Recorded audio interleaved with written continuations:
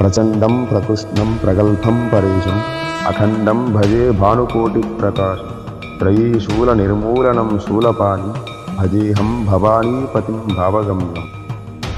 ఇది బోళాశంకరుడైన పరమేశ్వరుడు నీలకంఠుడిగా మారే అపురూప ఘట్టం. ఒకనొకప్పుడు ఐరావతాద్రోహితుడైన ఇంద్రుడు విజయ గర్వంతో ప్రయాణిస్తుండగా అటువైపుగా తపస్వి తేజోమూర్తి శంకరాంశ సంభూతుడైన దుర్వాస మహర్షి ఎదురుపడెను. ఆ మహాముని దర్శన భాగ్యం పొందిన మహేంద్రుడు మహర్షికి భక్తితో నమస్కరించగా ఆ భక్తికి పరవశించిన దుర్వాస మహర్షి శ్రీకృష్ణ ప్రసాదంగా తెచ్చిన పారిజాత పుష్పాన్ని మహేంద్రుని స్వీకరించమని కోరెను. మధోన్మతుడైన ఇంద్రుడు శ్రీకృష్ణుని ప్రసాదమైన పారిజాతాన్ని సర్వసాధారణ పుష్పంగా భావించి మహర్షి ముందే దాన్ని పడివేశాను. దాన్ని చూసిన దుర్వాసుడు ఉగ్రరూపుడై, ఓ మహేంద్ర, ఏ ఐశ్వర్యాన్ని విజయ గర్వాన్ని చూసి నువ్వు మధోన్మతుడు అయ్యావో ఆ సంపద మొత్తం భ్రష్టుపట్టు పోవుగాక అని శపించాను. దాంతో సంపదహీనుడైన మహేంద్రుడికి చేసిన ప్రతి కార్యం విఫలవడం మొదలైంది. స్వర్గాధిపతి అయిన మహేంద్రుడు తన ఇంద్రస్థానం కూడా రాక్షసులతో యుద్ధం వలన కోల్పోవడంతో చేసిన తప్పును గ్రహించి పశ్చాత్తాపం పొంది ప్రాయశ్చిత్తార్థం చతుర్ముఖుడైన బ్రహ్మ వద్దకు సమస్త దేవగణంతో చేరుకున్నాడు. బ్రహ్మదేవుడు ప్రసన్నుడై కోల్పోయిన ఐశ్వర్యం మరియు తేజస్సుని తిరిగి పొందుటకు అమృతం ఒక్కటే మార్గమని, ఆ అమృతం పొందుటకు ఆయన మార్గోపదేశం చేశారు.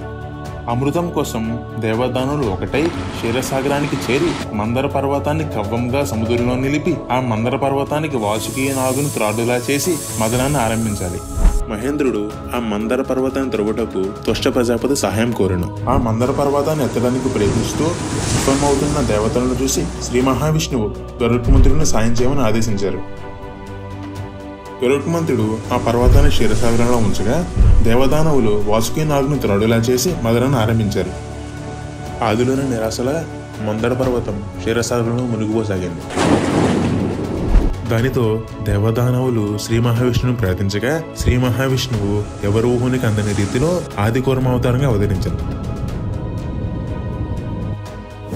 సిద్ధం, పవిత్ర క్షీరసాగర మదనానికి సమస్తం సిద్ధం. శాపగ్రస్తులైన దేవదానవులు శాప విమోచనార్థం క్షీరసాగర మదనం ద్వారా బయటికి వచ్చే అమృతం ఒక్కటే మార్గమని సంకల్పించి ఆ మదనానికి అవసరమైన మందర పర్వతాన్ని త్రికుటిగా వాసుకీ నాగును త్రాడులా తీసుకుని కార్యసిద్ధికై శ్రీ మహావిష్ణువు యొక్క కూర్మావతార సహకారంతో క్షీరసాగర మదనాన్ని ఆరంభించగా అందరి అంచనాలకు అతీతమైన అతి విషపూరితమైన హాలాహలం ఉద్భవించింది. ఆ హాలాహలం ఒక ప్రళయం లాంటిది. ఎంతటి ప్రళయం అంటే తన విషంతో సమస్త లోకాలను భయభ్రాంతులకు గురి చేసిన వాసుకి కూడా ఆ విషయాన్ని చూసి మూర్చపోయేలా కనిపిస్తుంది. ఆ హాలాహలను తట్టుకునే శక్తి ఎవరికి లేదని గ్రహించిన దేవదానవ బ్రహ్మ విష్ణువులు విశ్వేశ్వరుని ప్రార్థించగా ఆ పంచాక్షరి ఘోషమైన నంది తాను కదలాల్సిన సమయం ఆసనమైందని గ్రహించాడు.